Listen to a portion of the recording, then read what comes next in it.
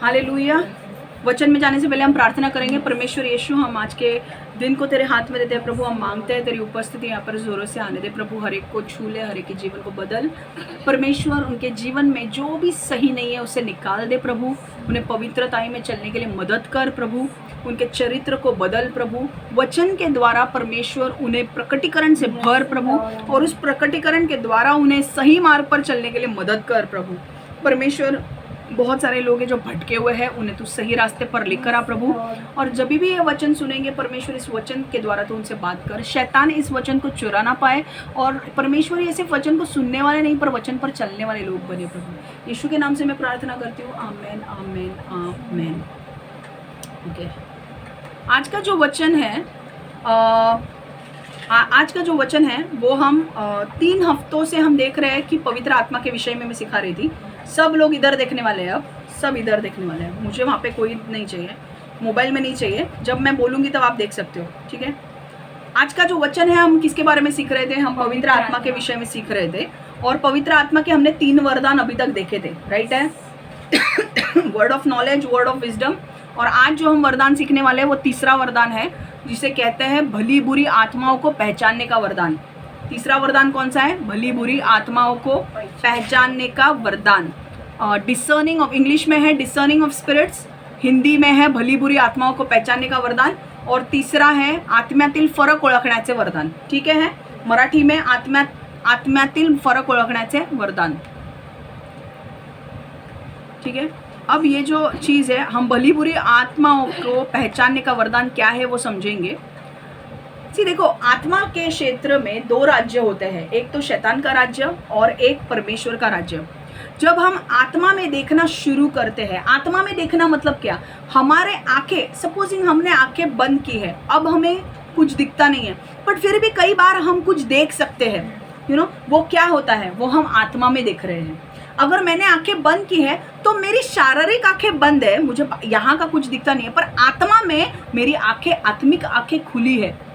जो लोग जानते नहीं हैं, मुझे इनको ये बताना है कि आपके शरीर, आपका जो आप जो है वो 3 चीज़ों से बनाए गए हो, आत्मा, प्राण और शरीर। शरीर जो दिखता है उसके अंदर आत्मा है, और प्राण मतलब आपका माइंड, ठीक है। तो आत्मा जो है, जब आपकी आंखें आप ऐसे बंद करते हो तो आपको यहाँ का कुछ नहीं दिखाएगा देगा, बट कई बार आप आंखें बंद करने के बाद भी कुछ चित्र आपको दिखाई देते हैं। वो क्या है? वो आत्मा में आपको चित्र दिख रहे हैं। हालेलुया। आपका आत्मा कभी सोता नहीं है। कई बार आप आंखें खुली भी होगी और आपको आत्मा में चित्र दिखेंगे। सामने ये चित्र नहीं है पर आत्मा में चित्र दिखेंगे। आत्मा में आपको ऐसा लगेगा अरे आप कोई दूसरे कंट्री में गए हो और आप कहीं और है, और आपको दिखेगा। तो वो क्या है? आप गए हो क्या? मैं यहाँ पे बैठी हूँ पर मैं उस कंट्री में नहीं गई हूँ, पर मेरे आंखों के सामने वो दिख रहा है। तो वो कौन सी आंखों के सामने दिख रहा है? मेरे शारीरिक आंखों के सामने नहीं दिख रहा है, मेरे आत्मिक आंखों को दिख रहा है कि मैं गई हूँ, ओके, मैं यूएस गई हूँ, ठीक है। समझ में आ रहा है? तो ये समझने की जरूरत है। अब जब हम आत्मा में देखना शुरू करते हैं तब हम परख सकते हैं कि वो परमेश्वर से है या शैतान की ओर से है, ठीक है। कई बार हमारे जीवन में कुछ चीज़ें ऐसी होती है, वो देखो, शैतान, आत्मा में सिर्फ 2 ही राज्य है। एक चीज़ मुझे आपको बोलनी है। जब हम word of knowledge, okay, Divya ज्ञान के वचन के बारे में या दिव्य ज्ञान के प्रकटीकरण के विषय में, बुद्धि के वचन या दिव्य ज्ञान के प्रकटीकरण, मतलब वर्ड ऑफ नॉलेज और वर्ड ऑफ विजडम में सोचते हैं तो मैंने क्या कहा था? वर्ड ऑफ विजडम या वर्ड ऑफ नॉलेज जो है, वो दिव्य ज्ञान के प्रवचन जो है, वो पिछले पास्ट का, आपका भूतकाल और अभी जो चीज़ें चल रही है उसके ऊपर आ सकता है। और वो आपके बारे में, आपको नेम, प्लेस, एनिमल, थिंग, किसी के बारे में भी हो सकता है। वो किसी आपके जगह के बारे में हो सकता है, किसी नाम के विषय में हो सकता है, या किसी और चीज़ के विषय में हो सकता है जहाँ से आप परमेश्वर आपसे बात करता है। वर्ड ऑफ बुद्धि के वचन में भी परमेश्वर आपको बोलेगा कि अरे 2 साल में आपको यूएस से इंडिया आना है, तो वो क्या है? किसी जगह के बारे में बोल रहा है। जब परमेश्वर बोल रहा है कि और कुछ किसी के बारे में अगर आपको बता रहा है, कि आपके रिलेटिव के बारे में बता रहा है कि अगर 2 साल के बाद वो अगर गुजरने वाले हैं, तो वो क्या बोल रहा है? वो वर्ड ऑफ विजडम है जो परमेश्वर आपको दे रहा है। और वो किसके बारे में बोल रहा है? आपके जो रिलेटिव है उसके बारे में। समझ में आ रहा है? तो वो लोगों के स्पेसिफिक हो सकता है। पर जब हम डिसर्निंग ऑफ स्पिरिट्स में आते हैं, जब भली और बुरी आत्मा को पहचानने के वरदान में जब आते हैं, तो वो लिमिटेड रहता है। वो लिमिटेड किस में रहता है? कि वो सिर्फ स्पिरिट्स में, आत्माओं को देखने तक लिमिटेड रहता है। समझ में आ रहा है? आपको सिर्फ यहाँ से पहचानना है कि ये आत्मा, जब आप आंखों से देखते हो आपको कई बार चीजें दिखेंगे आत्मा से, और आपको क्या दिखेगा? पहला पॉइंट, हम अपनी आत्मिक आंखों के द्वारा देख सकते हैं कि परमेश्वर का स्वर्गदूत है या शैतान का दुष्ट आत्मा। हालेलुया। जब आपकी आत्मिक आंखें खुल जाती है तो आपको क्लियरली दिखाई देगा कि परमेश्वर का स्वर्गदूत काम कर रहा है या शैतान के दुष्ट आत्माएं काम कर रहे हैं या खुद शैतान काम कर रहा है। समझ में आ रहा है? ठीक है, क्योंकि ये क्या है? आत्मिक राज्य की बात है, और आत्मा में दो प्रकार की चीजें होती है, एक तो परमेश्वर का राज्य है और शैतान का राज्य है। तो आपको स्वर्गदूत भी दिख सकते हैं और आपको दुष्ट आत्माएं भी दिखेंगी या शैतान भी दिख सकता है आपको। समझ में आ रहा है? कई बार लोग बोलते हैं ना, मैंने किसी को देखा। आपको पता है कोई लोग हमेशा, आप कई बार मैंने आपने स्टोरीज सुनी होगी, जब आप मरने के करीब होते हैं तो बहुत लोगों से आपने स्टोरीज सुनी होगी कि हमने ना किसी को देखा है जो हमें लेने के लिए आ रहा है। वो एक्चुअल में है। अगर आपने यीशु मसीह पर विश्वास नहीं किया है तो आपको नरक से अंधकार की शक्ति आएगी लेने के लिए, और वो आपको लेकर जाएगी। और जब आपने यीशु मसीह पर विश्वास किया है तो आपको लेने के लिए स्वर्गदूत आते हैं। हालेलुया। वो स्वर्गदूत आपको लेकर जाएंगे स्वर्ग में। समझ में आ रहा है? तो आपको, जब आप कई बार आप देखने लगते हो, इनमें मेरी जो दादी थी, जब वो गुजरने वाली थी तो मुझे याद है कि 1-2 महीने पहले मैं उससे मिलने के लिए गई थी और मैं उसके साथ बैठी थी, और उसने मुझे कहा कि वो ऐसे बैठी है और उसे बहुत तकलीफ हो रही थी और मुझे उसकी तकलीफ देखी नहीं जा रही थी, और वो मुझे बोल रही देख देख देख देख वो आ गया मुझे लेने के लिए आ गया। और मुझे कोई दिखता नहीं था कि कौन है वहाँ पे। वो आ गया देखो, आ गया है वो आ गया मुझे लेने के लिए। वो कौन था? वो शैतान की ओर से। उनका जब समय आना शुरू होता है, उनकी आत्मिक आंखें खुल जाती है और फिर वो देख सकते हैं कि एक्चुअली उनको कौन बुला रहा है। मैं और एक आपको उदाहरण देती हूँ। मेरे मम्मी का जब ऑपरेशन हुआ था, हम लोग ने उसे एडमिट किया था, और मुझे याद है कि मैं उसके साथ हॉस्पिटल में थी, और उनके बाजू में एक औरत थी, उसे भी एडमिट किया गया था। और वो औरत के यहाँ पे रात को ऐसा होता था कि वो औरत इतनी चिल्लाती थी, और वो औरत किसी के साथ बातें करती थी और बोलती थी निकल जा करके। तो वो किससे बातें करती थी? वो, उसकी आत्मिक आंखें खुल गई थी, उसे पता था कि उसका समय नज़दीक है, और उसकी आत्मिक आंखें खुल गई है, और दुष्ट आत्माएं आपको लेने के लिए, नरक में लेकर जाने के लिए आ रही है। समझ में आ रहा है आपको? तो आपने जब लोगों को देखते हो कि हाँ मुझे कोई दिख रहा है, अगर वो व्यक्ति ने यीशु को अपनाया नहीं है तो उसको दुष्ट आत्मा लेने के लिए आएगा। पर अगर आपने यीशु को अपनाया है तो आपके लिए स्वर्गदूत आएंगे, और आप स्वर्गदूत को देखेंगे कि स्वर्गदूत आपके लिए आए हैं, और स्वर्गदूत रेडी हो जाएंगे, आपसे बातें करेंगे और आपको बोलेंगे कि चलो आपका टाइम आ चुका है, अब रेडी हो जाओ। आपको कौन चाहिए? स्वर्गदूत। एग्जैक्टली। तो आपको यीशु पर विश्वास करना जरूरी है। ठीक है, ओके। आपने को बात नहीं, भूत नहीं देखना। ठीक है, तो समझ में आ रहा है?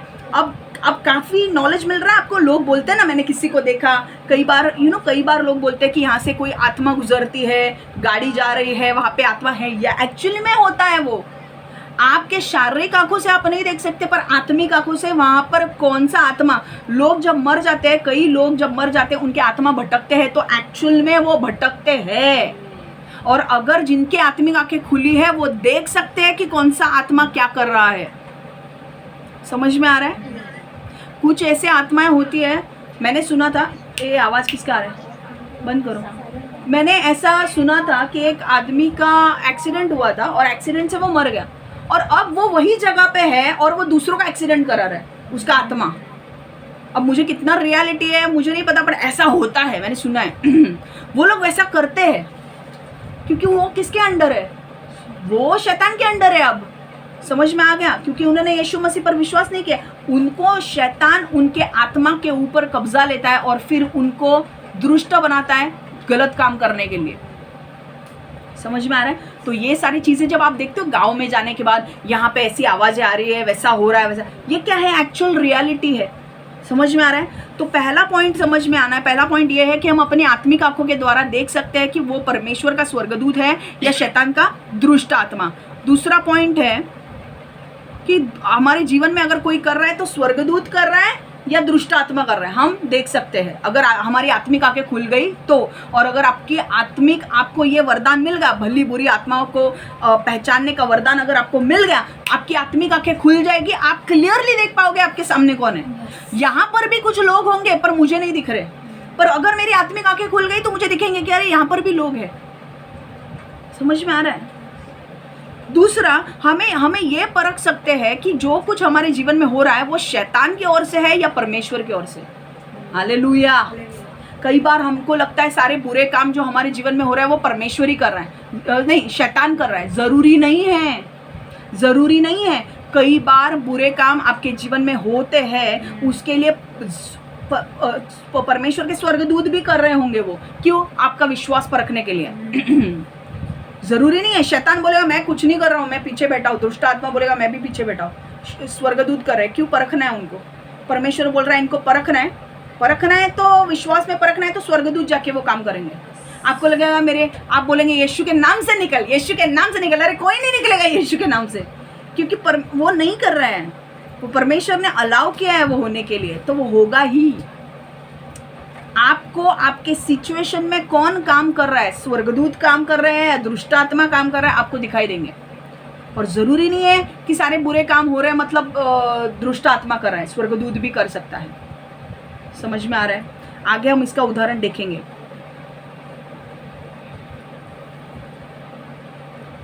तीसरा, इस वरदान के द्वारा हम देख सकते हैं कि हम शैतान से लड़ रहे हैं या दुष्ट आत्माओं से, या शैतान के एजेंट से, या कौन से प्रकार के स्वर्गदूत हमसे बात कर रहे हैं, करूब या सारब। देखो, एक चीज ध्यान में रखो, आजकल शैतान ने, लूसीफर जो शैतान है, उसने क्या किया है पता है? लूसीफर को जब परमेश्वर ने पृथ्वी पर फेंक दिया, तो लूसीफर कौन था? आर्कएंजल था, एक स्वर्गदूत था जो वर्शिप करता था, जो गीत गाता था परमेश्वर के लिए। और जब वो आर्कएंजल था, मतलब उसके अंडर बाकी सारे बहुत सारे स्वर्गदूत थे, और वो सबको लीड करता था आराधना में, सब परमेश्वर की आराधना करो। और उसके अंदर क्या आ गया? घमंड आ गया, घमंड आ गया। और उसने कहा कि तुम सब लोग मुझे आराधना देते हो, तुम मेरे साथ आराधना करते हो और परमेश्वर को आराधना देते हो, तो तुम मुझे क्यों नहीं आराधना देते हो? परमेश्वर को आराधना देने की क्या जरूरत है? तुम मेरी ही आराधना करो। उसके अंदर घमंड आ गया। क्यों? क्योंकि दिखने में वो सुंदर था, उसके अंदर कुछ भी खोट नहीं थी, वो बहुत दिखने में सुंदर था। और जब उसने जब उसने देखा कि अरे यार मुझे सब लोग भाव दे रहे हैं, मेरी सब सुन रहे हैं, तो मैं ही क्यों ना परमेश्वर बन जाऊं? हमें क्यों परमेश्वर को आराधना देनी है? वो भूल गया कि परमेश्वर ने उसे काम के लिए रखा था कि तू उसकी आराधना कर, लीड कर। वर्शिप लीडर को दूसरे लोगों को लीड करना पड़ता है कि भाई तुम सब मिलके आराधना करो। वो वर्शिप लीडर था, जैसे आज मैंने कैसे लीड किया, वैसे वो स्वर्ग में वर्शिप लीड करता था। पर क्योंकि उसके अंदर घमंड आ गया, वो क्या बोलने लगा? परमेश्वर को आराधना मत दो, मुझे आराधना दो, और मैं परमेश्वर के ऊपर ऊंचा स्थान बनाना चाहता हूँ। मतलब परमेश्वर का जो सिंहासन है, उसको, परमेश्वर को निकाल कर मैं उस सिंहासन पर बैठना चाहता हूँ। किसने बोला? शैतान ने, लूसीफर ने। और इसीलिए परमेश्वर ने क्या किया? परमेश्वर ने उसने लात मारकर उसे निकाल दिया। कहाँ पर डाला? पृथ्वी पर डाला। क्यों डाला? क्योंकि उसके अंदर घमंड आ गया। समझ में आ रहा है? अब वो जो इमेजिन वो स्वर्ग में था, फिर भी उसके अंदर घमंड आ गया। तो हम लोग जो पृथ्वी पर हैं, हमारे अंदर घमंड आने में कितना टाइम लगेगा? समझ में आ रहा है आपको? इसीलिए कभी भी सक्सेस को अपने दिमाग में मत जाने दो। मैं इसको मिल रही हूँ, मैं उसको मिल रही हूँ, मेरा ये फ्रेंड है और मेरे ये बड़े बड़े लोग हैं। बाबा, कभी भी अपने सक्सेस को, जितना भी, कितने भी आप बड़े हो जाओ, अपने पैर हमेशा जमीन पर रखो। क्योंकि लूसीफर जैसा व्यक्ति जो स्वर्ग में है, स्वर्ग में कुछ बुराई आ सकती है क्या? नहीं आ सकती है। फिर भी उसके अंदर घमंड आ गया। तो पृथ्वी पर तो इतनी बुराई है, हमारे अंदर घमंड आने के लिए कितना टाइम लगेगा? है कि नहीं? कल मैं प्राइम मिनिस्टर से मिलूंगी, प्रधानमंत्री मोदी जी से मिलूंगी, तो मेरे अंदर घमंड आएगा क्या? नहीं, बिल्कुल नहीं। नहीं, मैं किसी को, बड़े बड़े एक्टर्स को मिलूं या पॉलिटिशियंस को मिलूं या प्रेसिडेंट्स को मिलूं दूसरे कंट्रीज के, मेरे अंदर घमंड नहीं आना चाहिए। मुझे हमेशा नम्र रहना है। क्योंकि जिस दिन तुम्हारे अंदर घमंड आ गया, समझ लो तुम्हारे बुराई के दिन शुरू हो गए। इतना ध्यान में रखो, घमंड जिस दिन तुम्हारे अंदर आ गया, परमेश्वर का वचन कहता है ना, हॉटी स्पिरिट, मतलब घमंड आने के पहले तुम्हारा गिरना शुरू हो जाता है। तुम घमंड, जैसे तुम्हारी एंट्री, तुम्हारा पता चल रहा है कि घमंड आ रहा है तुम्हारा गिरना नीचे आना शुरू हो जाएगा। इसलिए कभी भी घमंड मत करो। तुम किसी से भी मिलो, कितने भी बड़े व्यक्ति से मिलो, कितने भी चार्मिंग होने दो उनको, कितना भी वो लोग का हाईफाइड स्टेटस होने दो, फेम होने दो, तुम मिल भी रहे हो, तुम नॉर्मल रहो। तुम्हारा एटीट्यूड हमेशा ऐसा रहने दो कि भाई हम नम्र रहेंगे। समझ में आ रहा है? परमेश्वर ने क्या किया? लूसीफर को नीचे डाल दिया पृथ्वी पर, और लूसीफर के साथ लूसीफर ने क्या किया? उसके नीचे जो स्वर्गदूत थे, 1/3 स्वर्गदूत, मतलब 1/3 स्वर्गदूत जो थे, उसने उन स्वर्गदूत को बहकाया और वो भी बहक गए, और उन्होंने भी बोला कि हमें परमेश्वर के अंडर नहीं रहना है, हमें लूसीफर के अंडर रहना है। और वो सबको परमेश्वर ने कहाँ डाल दिया? पृथ्वी पर। वो कहाँ गए? पृथ्वी पर। समझ में आ रहा है? अब पृथ्वी पर आने के बाद उनका काम क्या है? स्वर्गदूत, शैतान और उसके जो स्वर्गदूत है, अब वो स्वर्गदूत नहीं रहे, अब वो दुष्टात्मा बन गए हैं, और उनका काम एक ही है कि जो परमेश्वर के करीब है उसे नष्ट करो। स्टील, किल एंड डिस्ट्रॉय, उसका छीनो, उसका नाश करो, और चोरी करो, नाश करो और मार दो। यही काम है उसके अंदर। उससे तुम्हें कुछ सीखने को नहीं मिलेगा। किसकी बर्बादी कैसे करनी है वो सिर्फ वो अच्छी तरह से जानता है। समझ में आ रहा है? अब हमारे जीवन में एक चीज मैं आपको दिखाना चाहती हूँ। स्वर्गदूत, अभी देखो परमेश्वर का राज्य में हम स्वर्गदूत को देख सकते हैं, पर और एक चीज मैं आपको बताना चाहती हूँ जो आपको नहीं पता है। अब क्या होता है पता है? आजकल की रियलिटी वर्ल्ड में बहुत सारे, लूसीफर ने क्या किया है? लूसीफर ने अपने लोगों को लालच दिया है, पृथ्वी पर के लोगों को लालच दिया है कि भाई मैं तुझे फेम, स्टेटस, आदर, पैसा सब कुछ दूंगा, तू सिर्फ मेरे सामने झुक, और मैं जो बोलता हूँ वो तू कर। अगर वो तू करेगा मैं तुझे सब कुछ दूंगा। तो क्या होता है? लोग, जितने भी लोग हैं आज पृथ्वी पर, हर कोई व्यक्ति लूसीफर के साथ हाथ मिला लेता है, और क्या होता है? कवनेंट करता है। कवनेंट मतलब करार करता है। क्या करार करता है? कि लूसीफर हमारा बाप है, यीशु बाप नहीं है, लूसीफर हमारा बाप है, और हम लूसीफर के पीछे चलेंगे। और फिर लूसीफर, क्योंकि वो लूसीफर के सामने झुकते हैं, जो उनका बाप एक्चुअली जो क्या है, जो फेंका हुआ ये है, उसकी क्या औकात है? रद्दी की भी औकात नहीं है उसके सामने ये लोग झुकते हैं। और फिर लूसीफर क्या करता है? लूसीफर उन लोगों का इस्तेमाल बुरे कामों के लिए करता है। समझ में आ रहा है? बड़े बड़े लोग इन्वॉल्व है इस काम में। बड़े बड़े डॉक्टर्स, एक्टर्स, पॉलिटिशियंस, सारे लोग पूरे वर्ल्ड में जितने भी बड़े बड़े ओहदे पे लोग हैं, गवर्नमेंट के लोग, सब इन्वॉल्व है, और लूसीफर से हाथ मिलाए हुए लोग हैं। आपको पता भी नहीं चलेगा कि ये लोग सब इन्वॉल्व है क्या। वो लोग सब इन्वॉल्व है। और वो लोग क्या करते हैं? वो अपना शरीर लूसीफर को देते हैं। उनके दुष्ट आत्मा उनके शरीर में आकर तबाही मचाते हैं लोगों के जीवन में। अगर उनका एक एजेंट भी आपके जीवन में आ गया, समझ लो आपकी तबाही शुरू हो गई। और वो एजेंट भेजेगा आपको नीचे लाने के लिए। आप बोलेंगे अरे कौन एजेंट है? आपकी सास आपके एजेंट हो सकती है, आपका हस्बैंड आपका एजेंट हो सकता है, लूसीफर का एजेंट। आपके माँ बाप, आपके पिताजी एजेंट हो सकते हैं लूसीफर के, और आपको पता भी नहीं। आप बोलेंगे अरे ये तो मेरे पापा है। अरे पापा होने दो, पर वो लूसीफर के एजेंट है, तुम्हें नहीं पता। मेरा भाई एजेंट है यार लूसीफर का, पता नहीं हमें। समझ में आ रहा है आपको? और जब तुम उन्हें बोलोगे कि अरे यीशु को अपनाओ ना, यीशु को अपना, वो कभी नहीं आएंगे, वो हमेशा दूर रहेंगे। वो कभी बाइबल नहीं पढ़ेंगे, वो कभी चर्च में नहीं आएंगे, और 10 गाली तुम्हें देंगे अगर तुमने उनको बुलाया तो। क्यों? क्योंकि वो लूसीफर के अंडर है, वो नहीं कर सकते। समझ में आ रहा है? अब क्लियर है? तो अब क्या हो सकता है? जब आपकी आत्मिक आंखें खुल जाती है, आप 3 लोगों को देख सकते हो। एक तो शैतान की दुष्टात्माओं को देख सकते हो, या स्वर्गदूत को देख सकते हो, या उनके एजेंट को देख सकते हो। उनका एजेंट भी होता है काम करने के लिए, उनके एजेंट को आप देख सकते हो। समझ में आ रहा है? देखो, स्वर्गदूत को जब आप देखते हो, और एक भलाई और बुरे भली बुरी आत्माओं को पहचानने के वरदान में आप और एक चीज सीख सकते हो। कौन सा स्वर्गदूत यहाँ पर है आप क्लियरली देख सकते हो कि शेरबूम है, या सेराफिम है, या आर्केंजल है। 3 प्रकार के, सराफ है, करूब है और नॉर्मल एंजल्स है, कुछ वॉरियर एंजल्स भी होते हैं। पर आपके यहाँ पे कौन सा एंजल आपके लिए दिया गया है, आपकी आत्मिक आंखें अगर खुल गई तो आप क्लियरली बता सकते हो कि ये शेरूब है, ये करूब है, ये सराफ है करके।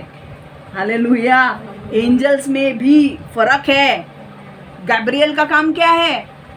गुड न्यूज देकर आना, डिलीवरी देना आपको अच्छी न्यूज की। आर्कएंजल माइकल का काम क्या है? वॉरियर एंजल है वो। तो आप जब उनको देखोगे आपको समझ में आएगा कि अरे आर्कएंजल माइकल और गैब्रियल में बहुत फर्क है, दोनों बहुत अलग दिखते हैं। समझ में आ रहा है? ओके। तो अभी हम थोड़े वचन को देखेंगे जिससे ये साबित हो जाएगा, ठीक है। 1 क्रॉनिकल्स 21:16, एक इतिहास 21:16। आई तुला उघडता येईल एवढा लवकर की नाही मला माहित नाही.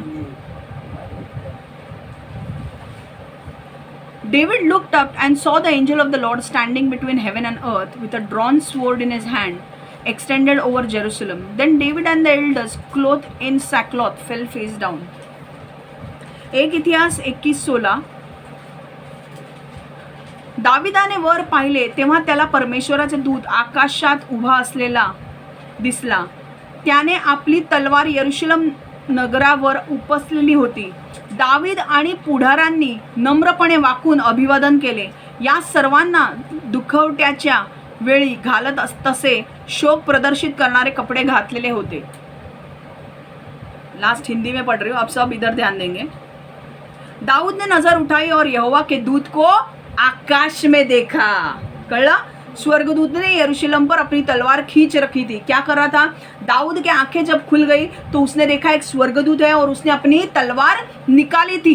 तब दाऊद और अग्रजों ने अपने सिर को धरती पर टेक कर प्रणाम किया. दाऊद और अंग्रेज प्रमुख अपने दुख को प्रकट करने के लिए विशेष वस्त्र पहने थे. समझ में आ रहा है क्या? हुआ क्या था? हुआ ऐसे था, शॉर्ट में बताती हूँ स्टोरी, कि इज़राइल में अलाउड नहीं था कि मिलिट्री के लोग जो है, मिलिट्री के जो लोग हैं, इज़राइल में जो सेना थी, दाऊद ने एक बहुत गलत काम किया. इज़राइल में नियम था कि कभी भी सेनाओं का काउंट नहीं करना है. सेना कितनी सेना है उसे काउंट नहीं करना है. और दाऊद ने ये गलती कर दी. उसने कितनी सेना उसके इसमें है उसका वो काउंटिंग उसने किया. 5,000 है या 6,000 है, उसने काउंट किया. और वो श्राप परमेश्वर की ओर से उसे आया. क्यों सेना को काउंट नहीं करना था? क्योंकि दाऊद इजरायली लोग, यहूदी लोग मानते थे कि हमारे सेना के ऊपर हम निर्भर नहीं है, हमारा सामर्थ परमेश्वर की ओर से है. और हमें कौन बचाता है? परमेश्वर. पर दाऊद ने अपना सामर्थ किसके ऊपर विश्वास रखा? बल किसके बल पर? मनुष्य के बल पर विश्वास किया, परमेश्वर पर नहीं. और इसलिए उसने काउंटिंग करना शुरू किया कि भाई हमारे यहाँ पे 5,000 मिलिट्री में लोग हैं या 6,000. और वहीं पे परमेश्वर का शराप शुरू हुआ. और परमेश्वर ने कहा अब मैं तुझे 3 ये देता हूँ. तुझे सूखा चाहिए तो 3 साल तक सूखा होने वाला है, या 3 महीने तक तेरे शत्रु तेरे पीछे आने वाले हैं और तुझे मारने के लिए, या 3 दिन तक महामारी फैलेगी. अब तू मुझे बता तुझे क्या चाहिए. और फिर उसने कहा कि मुझे महामारी चाहिए. और पूरे कंट्री में महामारी आ गई. पूरे देश में, इज़राइल में महामारी आ गई. प्लेग आ गया. कोरोना कैसा था वैसे. और बहुत सारे लोग मर गए. और तब दाऊद ने अपनी आंखें खोल कर देखी कि वहां पे स्वर्गदूत खड़ा है और उसने तलवार निकाली है. और परमेश्वर फिर उस स्वर्गदूत को बोलता है रुक जा, अब बहुत हुआ. कम से कम 70,000 लोग वहां पर मारे गए एक गलती के वजह से. दाऊद की एक गलती पर 70,000 लोग मारे गए. समझ में आ रहा है? इसलिए एक भविष्यवक्ताओं को, जो परमेश्वर के नीचे जो लोग हैं, उनको बहुत केयरफुल रहना पड़ता है कि वो कैसे जीते हैं अपना लाइफ. समझ में आ रहा है? मुझे अगर मैं कैसे भी जीऊँ वैसा नहीं चलेगा. मुझे मेरे लिमिटेशंस है. मैं दुनिया की तरह नहीं चल सकती. समझ में आ रहा है? भविष्यवक्ता दुनिया की तरह नहीं चल सकते. परमेश्वर ने जो आदेश दिया है वही करके हमको आगे बढ़ना है. समझ में आ रहा है? अगर हमने गलती की तो हमारी गलती की सज़ा बहुत लोगों को हो सकती है. You understand?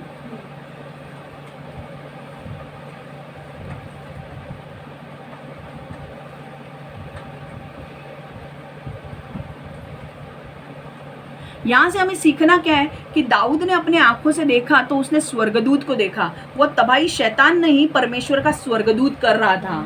समझ में आ गया? शैतान नहीं कर रहा था वो तबाही, परमेश्वर ने अपने स्वर्गदूत को भेजा। ठंडा पानी कितना, ठंडा नहीं है। और एक वचन हम देखेंगे अभी हम वचन को ज्यादा देखने वाले। प्रेरितों के काम 16, एक्ट 16 to 18।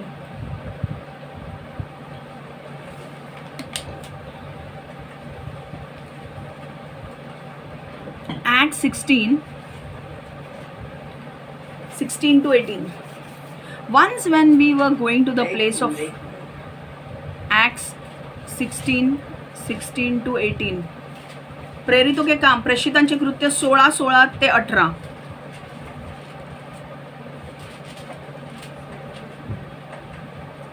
क्लियर है?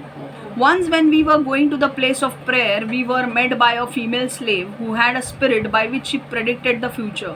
She earned a great deal of money for her owners by fortune telling. She followed Paul and rest of us, shouting, "These men are the servants of the Most High God, who are telling you the way to be saved." She kept this up for many days. Finally, Paul became so annoyed that he turned around and said to the spirit, "In the name of Jesus Christ, I command you to come out of her." At that moment, the spirit left her. Marathi में मैं पढ़ रही हूँ। प्रेषितांचे कृत्य 16 ते 18।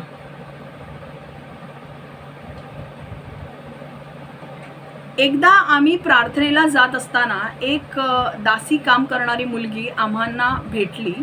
तिच्या अंगात येत असे ती दैव प्रश्न सांगून आपल्या धरधन्यास पुष्कळ मिळकत करून देत असे। ती मुलगी पौलच्या व आमच्या मागे आली। ती मोठ्याने म्हणाली, "हे लोक सर्वोच्च देवाचे सेवक आहेत, ते तुम्हाला सांगत आहेत की तुमचे तारण कसे होईल." तिने हे असे बरेच दिवस केले, त्यामुळे पौल विचलित झाला। मग तो वळला व त्या आत्म्याला म्हणाला, "येशू ख्रिस्ताच्या सामर्थ्याने मी तुला आज्ञा देतो, तिच्यातून बाहेर निघ." ताबडतोब तो आत्मा बाहेर आला।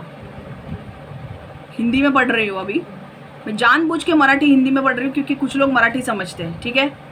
फिर ऐसा हुआ कि जब हम प्रार्थना स्थल की ओर जा रहे थे, हमें एक दासी मिली जिसमें एक शकुन बताने वाली आत्मा समाई थी। वो लोगों का भाग्य बताकर अपनी स्वामियों को बहुत सा धन कमा कर देती थी। वह हमारे और पौलुस के पीछे पीछे यह चिल्लाते हुए होली, ये लोग परम परमेश्वर के सेवक हैं, ये तुम्हें मुक्ति के मार्ग का संदेश सुना रहे हैं।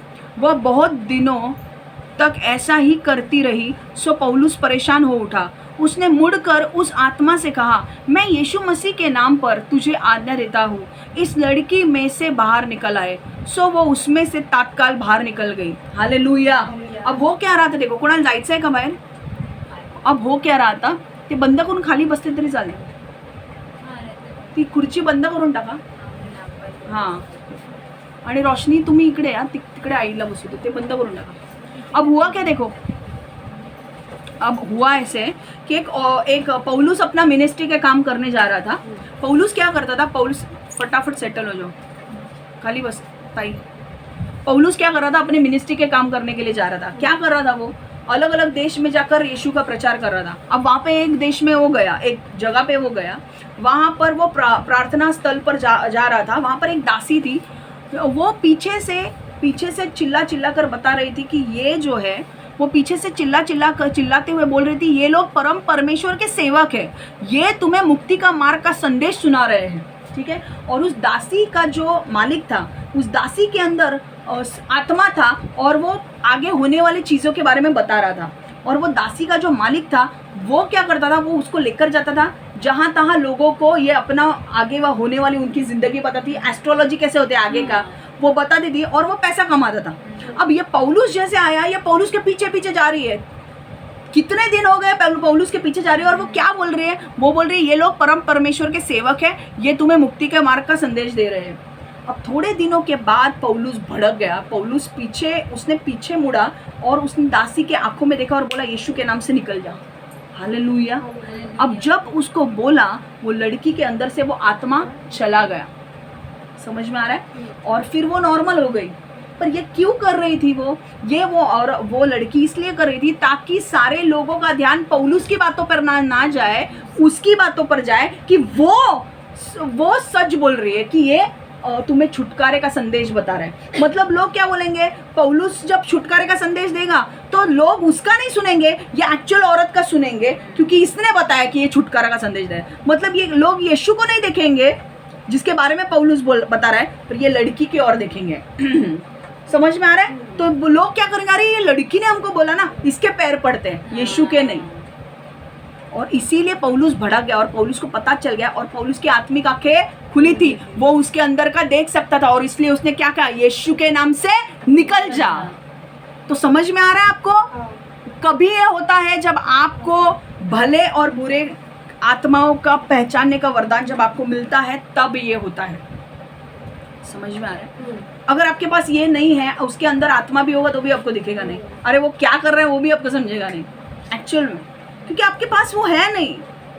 ठीक है? और वो आपको कैसे मिलेगा ये वरदान? वरदान कौन देगा? पवित्र आत्मा देगा। कैसे देगा? आपके चॉइस से नहीं, आपको चाहिए वैसा नहीं मिलेगा। अगर पवित्र आत्मा को आपको वो वरदान देना है, वो पवित्र आत्मा आपको वो वरदान देगा, है कि नहीं? वो पवित्र आत्मा आपको वो वरदान देगा। ठीक है?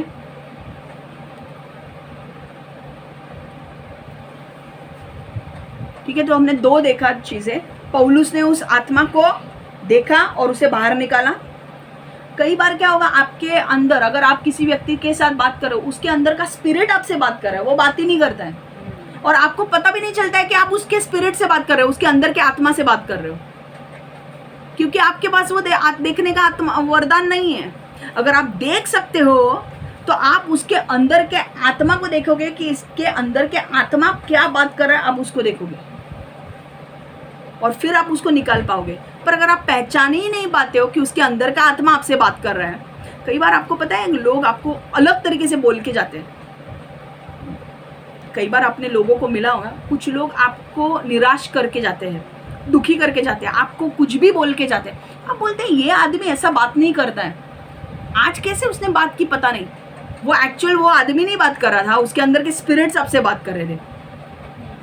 और लूसीफर का काम एक ही है कि जो भी व्यक्ति परमेश्वर के करीब है वो उसका दुश्मन है, चाहे वो उसके एजेंट क्यों ना हो, चाहे हम लोग क्यों ना हो। हमारे साथ तो उसकी बहुत बड़ी दुश्मनी है क्योंकि हम प्रकाश में हैं और वो लोग अंधेरे में हैं। पर अंधेरे को वो भी अंधेरे में जो लोग हैं उनको भी वो चूसता है, वो कहाँ छोड़ता है उनको भी बर्बादी करता है। वो उनके भी जीवन कुछ बहुत सफल है ऐसा नहीं है, बर्बादी उनकी लाइफ में। समझ में आ रहा है आपको? इसीलिए मैं क्या बोल रही हूँ, आपको वरदान में अगर आपको बढ़ना है, परमेश्वर की उपस्थिति में बैठो। अगर परमेश्वर चाहेगा, पवित्र आत्मा को लगेगा कि नहीं मुझे इस व्यक्ति को वो वरदान देना है, तो परमेश्वर आपकी आत्मिक आंखें खोलेगा। ठीक है?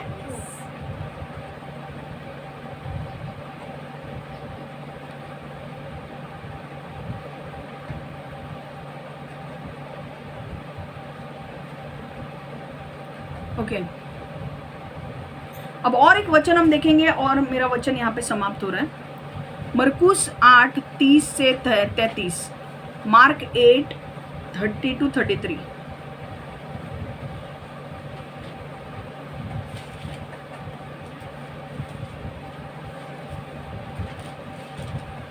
मार्क 8:30 से 33। मैं पहले इंग्लिश में पढ़ रही हूँ। मार्क 8:30-33। जीसस वॉर्न देम, उघडते 5 मिनिटात झालं तुझं बघून। मार्क 8:30-33।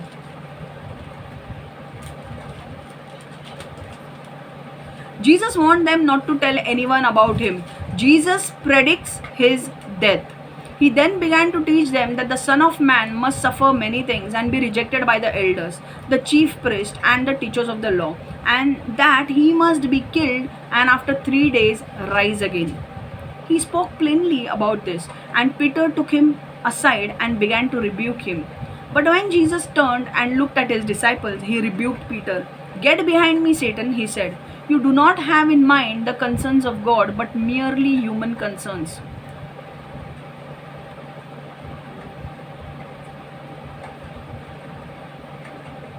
फिर मार्क 8:30-33. येशू शिष्यांना म्हणाला, मी कोण आहे हे कोणालाही सांगू नका. येशू म्हणतो की त्याने मेलेच पाहिजे. तो त्यांना शिकवू लागला, मनुष्याच्या पुत्राने पुष्कळ दुःख भोगावे, वडील, मुख्य याजक, नियमशास्त्राचे शिक्षक, याजकांकडून नकारले जावे, त्याला जीवे मारले जावे व तिसऱ्या दिवशी त्याने पुन्हा उठावे, हे होणे अगत्याचे आहे. त्याने हे स्पष्टपणे सांगितले. तेव्हा पेत्राने येशूला बाजूला घेतले व तो त्याला दटावू लागला. परंतु येशूने वळून आपल्या शिष्यांकडे पाहिले व पेत्राला धमकावून म्हटले, अरे सैताना, माझ्या पुढून निघून जा. देवाच्या गोष्टींविषयी तुला काही वाटत नाही. तुझे लक्ष देवाच्या गोष्टींकडे लागलेले नाही, तर फक्त मानवाच्या दृष्टिकोनातून तू महत्त्वाच्या असणारी मानवाच्या दृष्टिकोनातून महत्त्वाच्या असणाऱ्या गोष्टीकडे आहे. हिंदी में पढ़ रही हूँ अब.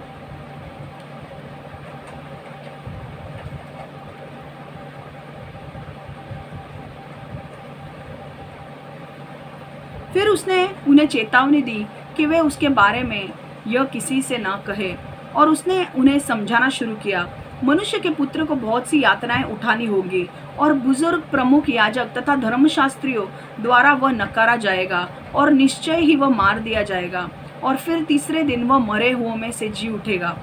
उसने उनको यह साफ साफ बता दिया. फिर पतरस उसे एक तरफ ले गया और झिड़कने लगा, किंतु यीशु ने पीछे मुड़कर अपने शिष्यों पर दृष्टि डाली और पतरस को फटकारते हुए बोला, शैतान, मुझसे दूर हो जा. तू परमेश्वर की बातों से सरोकार नहीं रखता, बल्कि मनुष्य की बातों से सरोकार रखता है. अब हुआ क्या था, देखो, यीशु अपने चेलों को बता रहा था कि देखो भाई, मेरा टाइम आ रहा है, मुझे मार दिया जाएगा, मुझे क्रूस पर लटकाया दिया जाएगा और मैं मर जाऊंगा और तीसरे दिन जीवित हो उठूंगा, क्योंकि वो मेरा मकसद है. सारे जो लोग हैं, धर्मशास्त्र के लोग जो लोग हैं, फरसी, सदूसी, नियम में जो लोग, नियम मानने वाले लोग हैं, वो हर एक व्यक्ति मुझसे नफरत करेगा और वो मुझे मार डालेगा.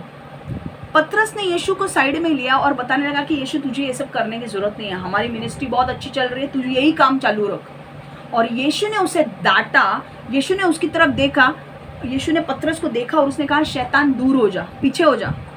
तुझे, तेरे माइंड में सिर्फ ये पृथ्वी की बातें हैं, तू परमेश्वर की बातों के ऊपर ध्यान नहीं देता.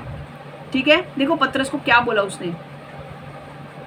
वो फिर पतरस उसे एक तरफ ले गया और झिड़कने लगा. पतरस उसे इनफैक्ट डांटने लगा यीशु को कि क्यों कर रहा है ऐसा सब कुछ. उसके अंदर कौन था? दुष्ट आत्मा था, शैतान था पतरस के अंदर. किंतु यीशु ने पीछे मुड़कर अपने शिष्यों पर दृष्टि डाली और पतरस को फटकारते हुए बोला, शैतान, मुझसे दूर हो जा. तू परमेश्वर की बातों से सरोकार नहीं रखता, बल्कि मनुष्य की बातों से सरोकार रखता है. मतलब उसे ये अंदाज नहीं है कि वो उसे परमेश्वर के काम करने हैं. उसे ये पड़ी है कि अभी शैतान का काम क्या था? यीशु को रोकना.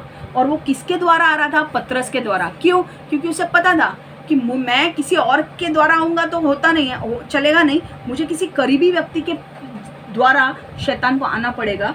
और उसने पतरस को चुना ताकि पतरस यीशु को बता सके कि तू मिनिस्ट्री चालू रख, तू बलिदान मत जा. क्योंकि शैतान को पता था अगर यीशु बलिदान गया और अगर वो मारा गया, गाड़ा गया और तीसरे दिन जी उठा, तो पृथ्वी पर के और जनरेशंस, जितने भी जनरेशंस है, जितनी भी पीढ़ियाँ है, जिन्होंने यीशु पर विश्वास रखा है, सबका उद्धार होने वाला है. तो इसलिए यीशु का कार्य इतना बड़ा था. पता है आपको, इतना इम्पोर्टेंट कार्य था यीशु का कि नहीं, उसे पता था कि मैं पृथ्वी पर इस काम के लिए आया हूँ और मुझे यही काम करके जाना है. सो ही हैड लाइक, उसको बहुत क्लियर प्रायोरिटी थी कि अगर मैंने ये काम नहीं किया, बहुत सारे लोग मारे जाएंगे, मुझे जाना ही है, मुझे उस क्रूस को उठाना ही है, मुझे उस क्रूस की मौत सहनी ही है. और अगर मेरे बीच में कोई आता है तो मैं उसे निकाल दूंगा, पर मैं वो काम करूंगा. You understand?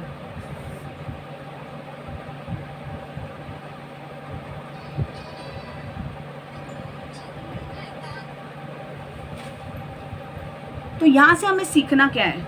यहाँ से हमें ये सीखना है कि यीशु ने अपने आत्मिक आंखों से देखा कि वो पतरस नहीं पर शैतान उसके द्वारा बोल रहा था और यीशु को क्रूस पर जाने से रोक रहा था. अगर ये आत्मिक आंखें का वरदान, खुली होने का वरदान अगर नहीं होता तो क्या यीशु उसे देख पाता? नहीं। इवन नथानियल जब यीशु से मिलने के लिए आया तो उसने कहा, नथानियल तेरे अंदर कोई भी खोट नहीं है, तू बहुत अच्छा इंसान है और मैंने तुझे देखा जब तू अंजीर के पेड़ के नीचे था। वो नथानियल उससे मिलने के लिए भी नहीं आया था यीशु को, तभी नथानियल जब मिलने के लिए आया तब उसने नथानियल को बोला, अरे तू जब अंजीर के पेड़ में के नीचे खड़ा था ना, तभी मैंने तुझे देख लिया। तो वो कब क्या देखा, कैसे देखा यीशु ने उनको? वहाँ पे आत्मिक आंखों से देखा। और आपके आत्मिक आंखों से आप अमेरिका में क्या चल रहा है आप देख सकते हो, वहां के लोग क्या कर रहे हैं आप देख सकते हो।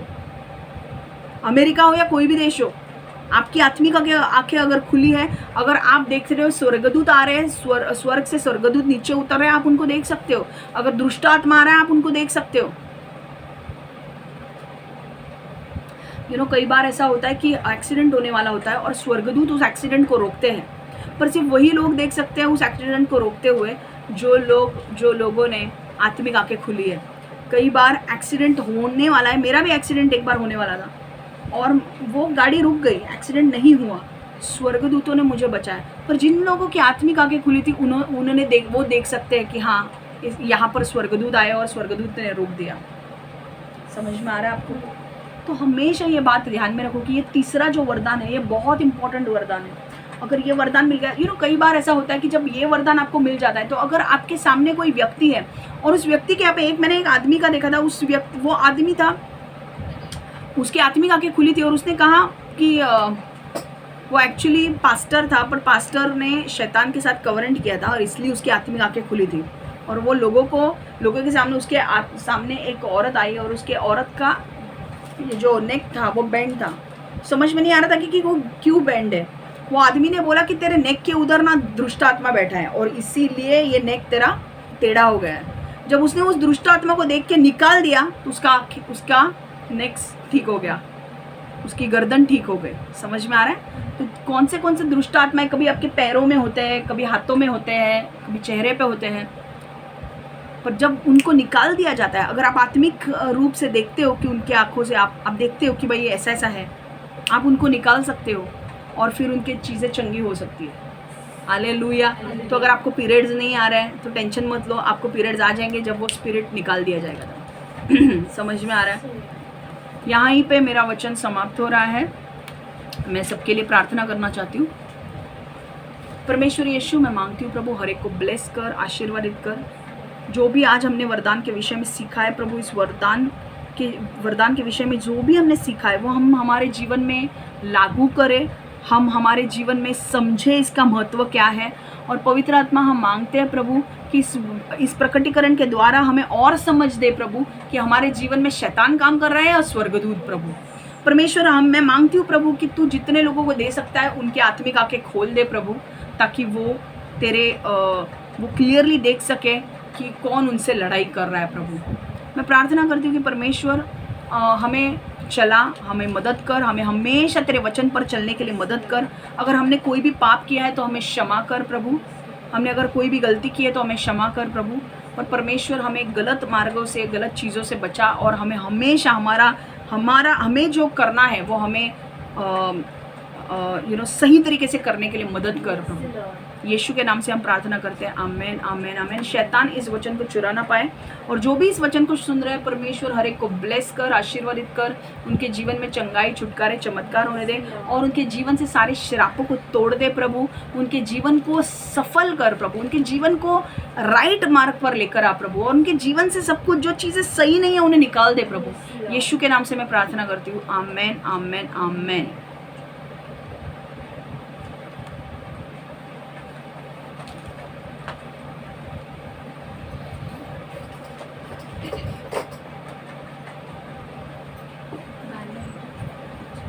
गाना